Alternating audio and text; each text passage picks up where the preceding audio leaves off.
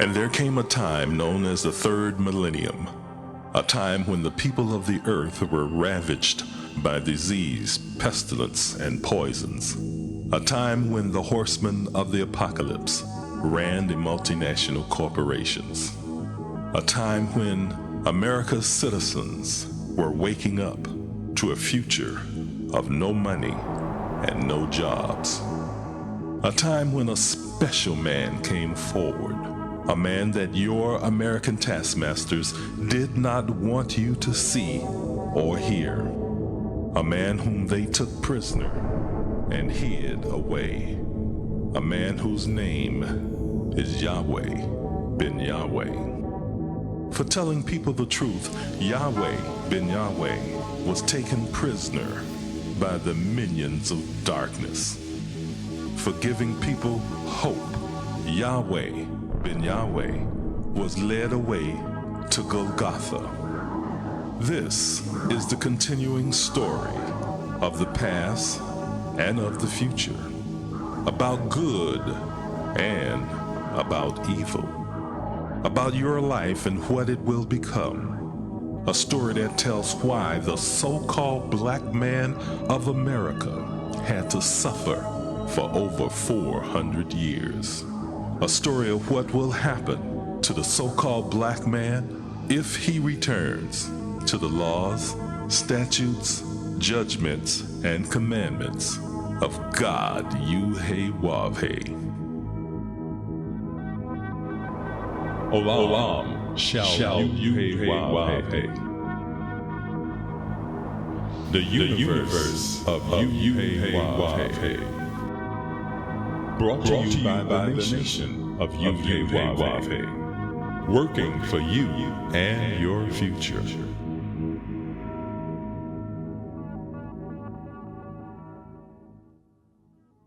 Good or evil, life or death. This is your choice in this, the year 6007, the year of judgment. Shalom and welcome to the universe of Yahweh. My name is Josiah Israel, and I am your host. For over 7 years now, we have been discussing some of the things the Bible said would occur in the day of judgment. We warned you that the weather was going to change, and that the powerful forces of nature were going to bring terrible destruction upon America and the world, and that it was going to get worse and worse and worse, and it has. We alerted you that violence in the public schools was going to increase, and it has.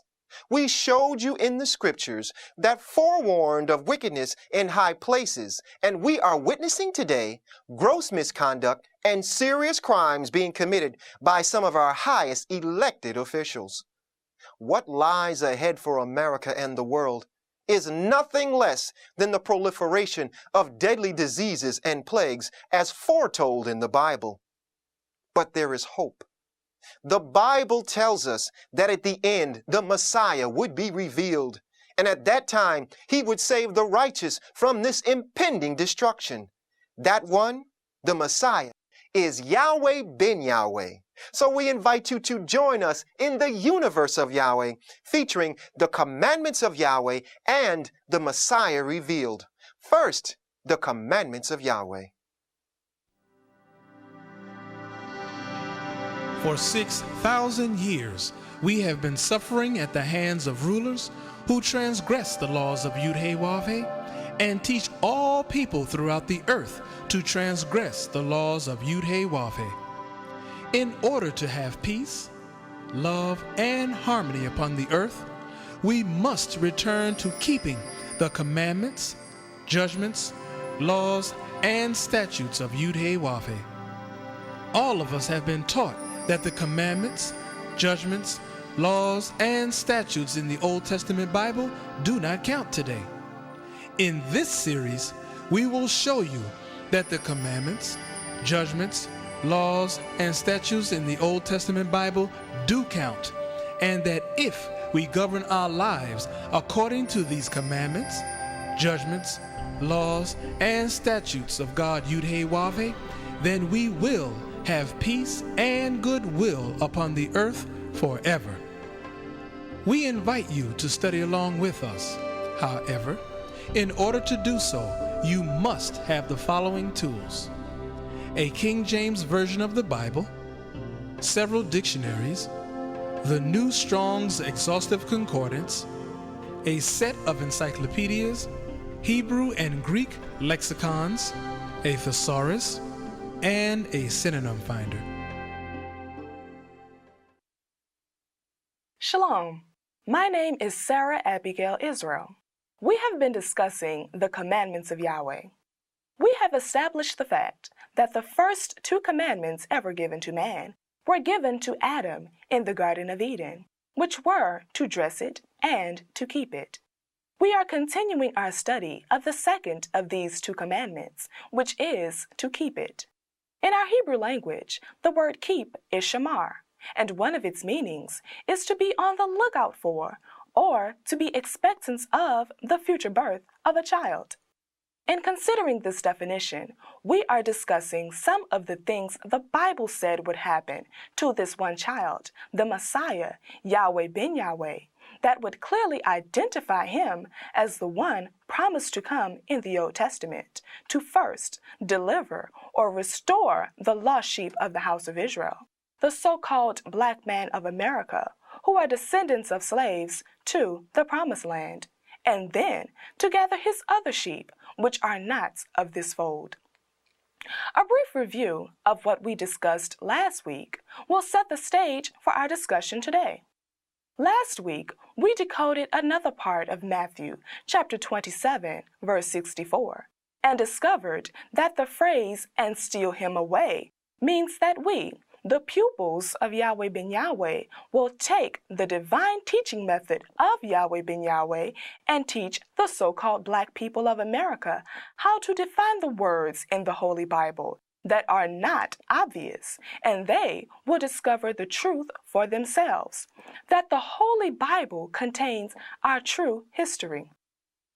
This will cause them to suddenly flee from the false teachings concerning Jesus and seek safekeeping in the true knowledge of the Messiah, Yahweh ben Yahweh, and remove or separate themselves from the Christian religion, thus putting out of existence the thousands of churches that are located on almost every street corner in America.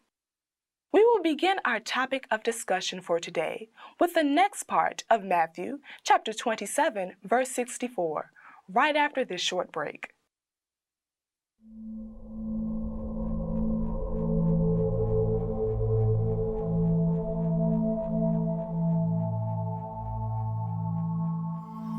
The United States government has declared war against Yahweh ben Yahweh and the nation of Yahweh in its Project Megiddo report, released by the FBI in October 1999. Do you know that this is fulfillment of prophecy? It was prophesied in Revelation 12:7 that there was war in heaven. Michael, the Messiah, and his angels fought against the dragon, and the dragon fought and his angels, and prevailed not. Neither was their place found any more in heaven.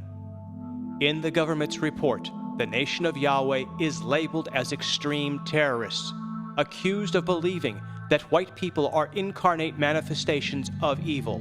We are even accused of preparing for a race war and are practicing paramilitary operations, none of which are true. This is a divinely declared word war, whose end result was already declared from the beginning. Since war has been declared, read the Nation of Yahweh's battle plan called Operation Word War on the internet at www.yahwehbenyahweh.com.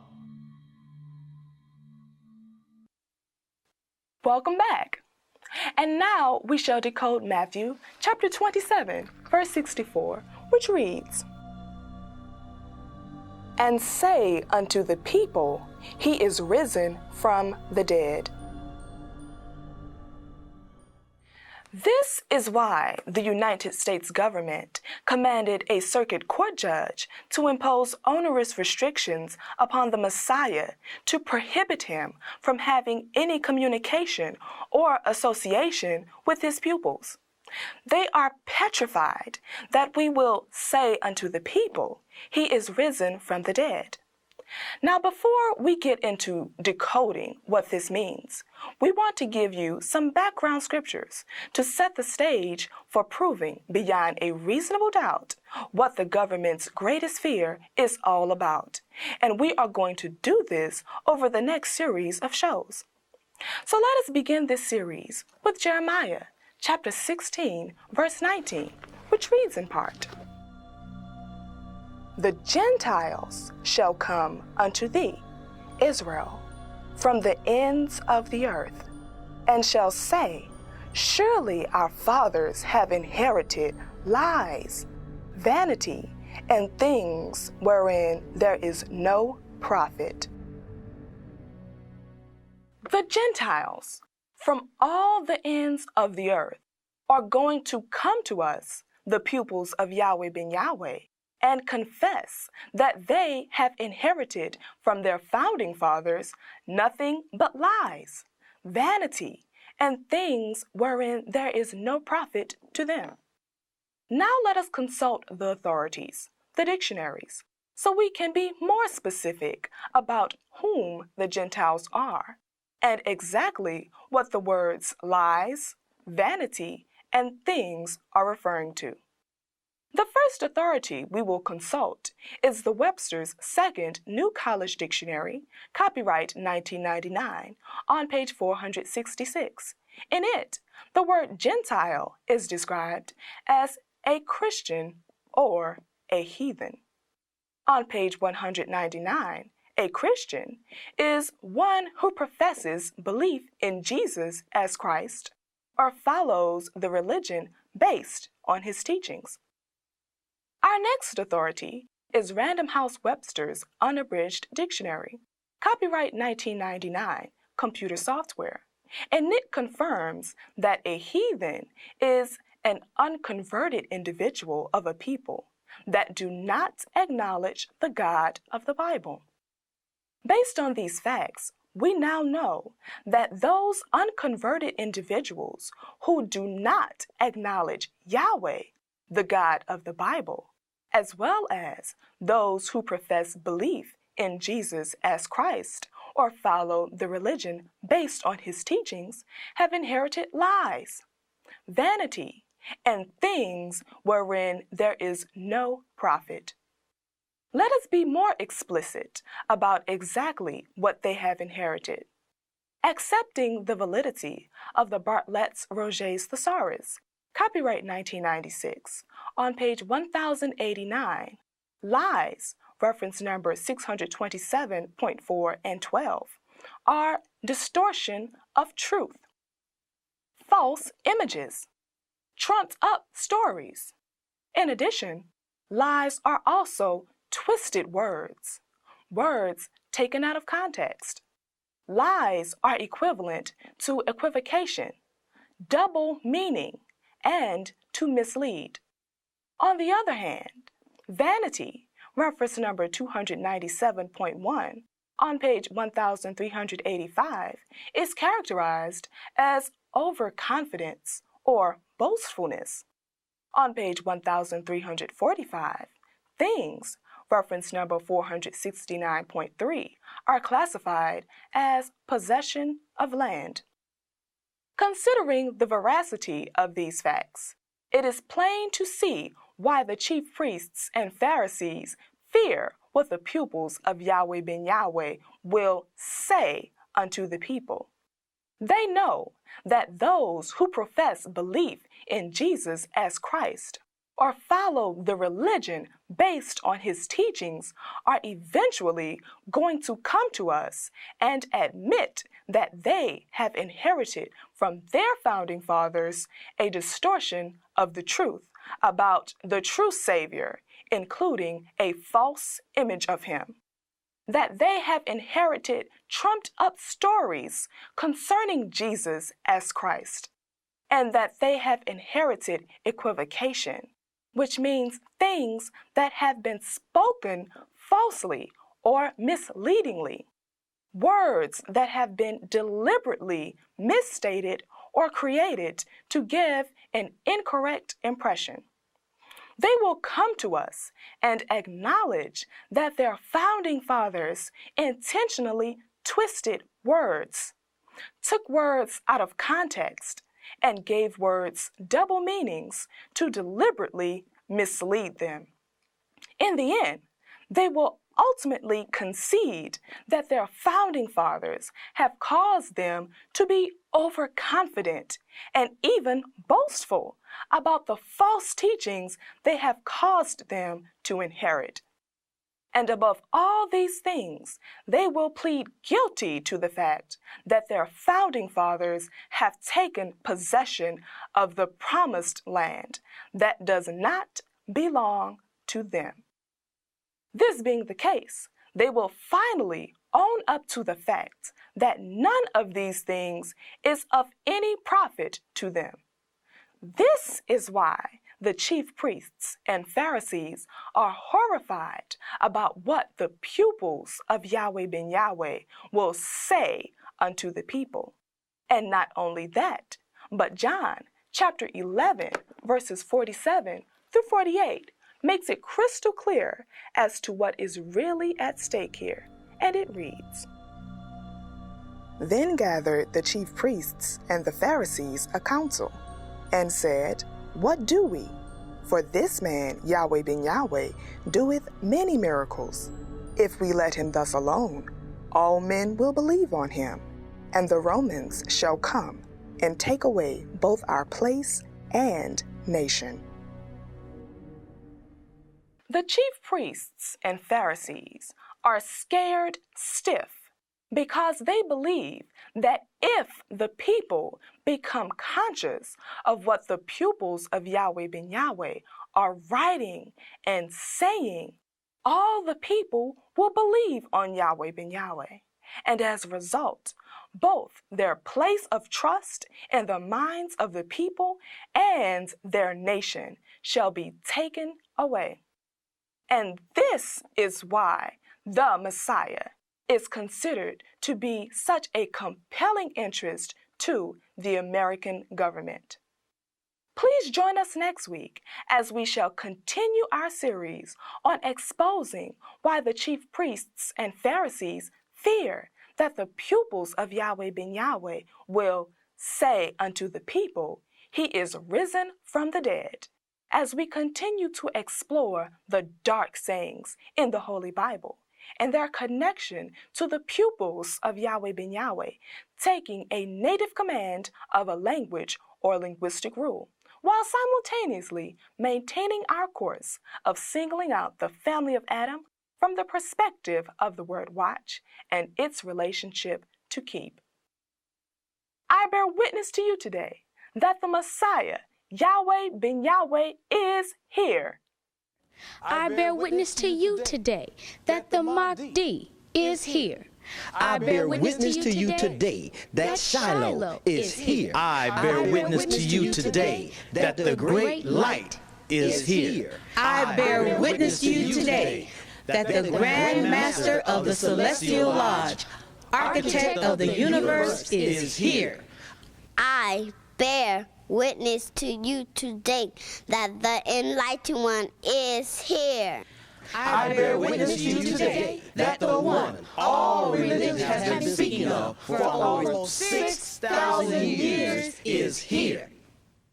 Thank you for listening, and join us next week as we continue our discussion of the commandments of Yahweh.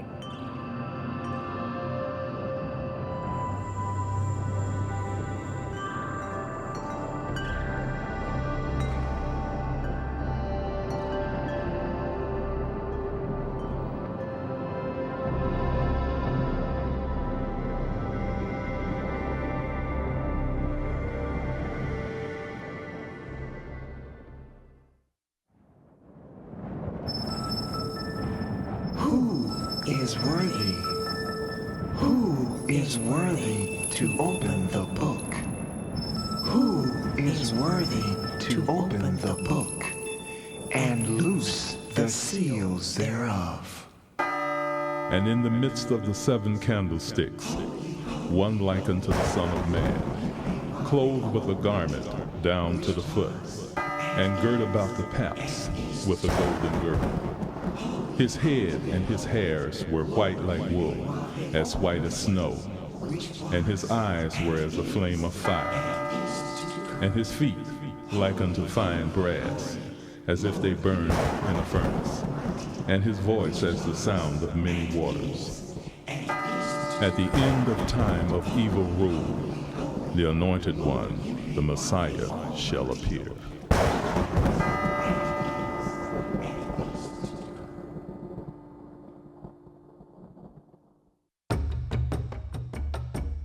In 1979, Yahweh ben Yahweh came to Miami and became the spiritual leader and founder of the nation of Yahweh. Although he took a vow of poverty, in 7 years he guided the nation to amass a $250 million empire. Under his direction, the nation of Yahweh has grown to encompass disciples, followers, and supporters in over 1,300 cities within the U.S. and 16 foreign countries. Yahweh ben Yahweh is bringing about changes in the lives of individuals and is giving the world the keys to success in life, politically, economically, educationally, socially, and spiritually.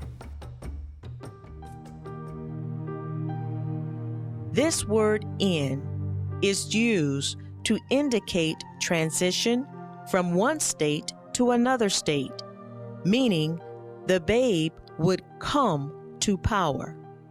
However, before this could happen, he was bound to undergo a disagreeable experience.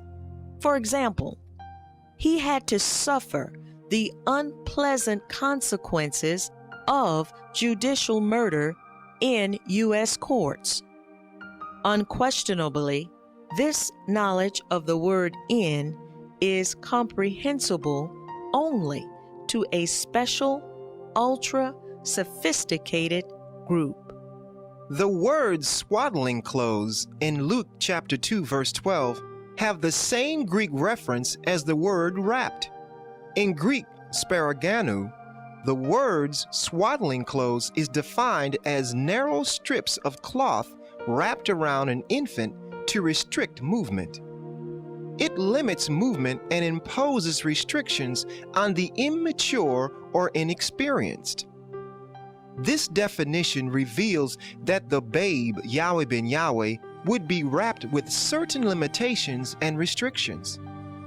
Swaddling clothes further reveals that the babe, Yahweh ben Yahweh, would be placed in a restricted position where his movement and ability to communicate and operate would be restricted.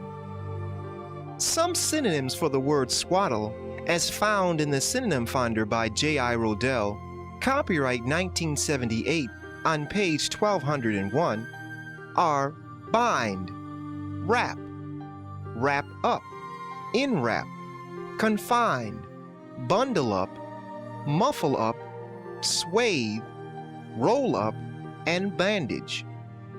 Some additional synonyms for swaddle are enfold, envelop, encircle, enclose, clothe, drape, cover, shroud. Bind, by definition, means to confine, restrain, or restrict, as if with bonds. Bind, a synonym of swaddle, means to constrain with legal authority, to take up and hold, to hamper free movement or natural action, to become hindered from free operation. Bind also means the same as restrictions. Confined, a synonym of bind, means to hold within a location, to keep within limits, imprison, and prison. Swaddling clothes clearly reveals that the Messiah, Yahweh ben Yahweh, would be in prison under legal authority where his movement would be hampered, and where he would be hindered from free operation.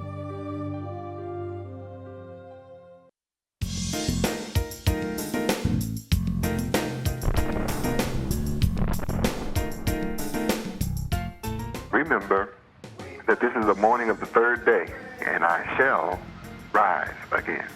I am the resurrection. All of prophecy tells you that I shall rise again. It's all about that. Luke chapter 2, verse 34. No doubt about it. Again, I love you forever, bless you forever. I remind you once again, my associates are children of the light. That just brings laughter to my heart, to my soul, to realize that at last I have those of you that love peace. And I only want to be in the presence of those of you that love peace. I love you forever. Shalom Aleichem. The words swaddling clothes reveal a shocking revelation about the conditions the babe Yahweh ben Yahweh would be in today. Swaddling clothes, by definition, validates that Yahweh ben Yahweh's movement would be restricted and that he would be bound. These words clearly verify that Yahweh ben Yahweh would be confined within the limits of prison. And today, even after prison, the U.S. government has imposed onerous restrictions upon him, wherein his ability to freely communicate with whosoever he chooses is restricted as well. Thank you for joining us in the universe of Yahweh. And now we'd like to invite all of you to pray with us as we turn to the east with outstretched hands and say a prayer to our Heavenly Father, Yahweh, the Lord's Prayer in Hebrew. Come, let us pray. Tefillah. Avenu Shabashamayim, Yikadesh Shemeaka, Tavo Malkuteaka, Yase Razonka, Kivashamayim Kang Baaretz, Et Lekam Kukenu, Tain La Nuhayom, Uslak Lanu, Ar Kartienu, Ki Moshe Solkim, Gamanaknu, La Koteom Lanu, Veal Tefienu, Lade Nisayom, Kim Kal Senu, Minhara, Kilaka, Hamamlaha, Veha Givera, Veha Tiferet, Leolame, Olamin Sila. We thank thee, O Yahweh, O living and eternal King, who has so mercifully restored our souls within us. Selah. Praise Yahweh, and always remember that the Father, Yahweh, and his Son, Yahweh ben Yahweh, love you, and your host loves you too. Shalom Aleichem. To order the companion book to the series, The Messiah Revealed, call 1-800-967-PEACE. That's 1-800-967-7337. And when you call, ask about the special discount on Yahweh ben Yahweh, the Lord of the Harvest. Videos of this program are available. When ordering, please refer to the program number on the screen. You can now access the divine mind of Yahweh ben Yahweh on the internet at the address on the screen.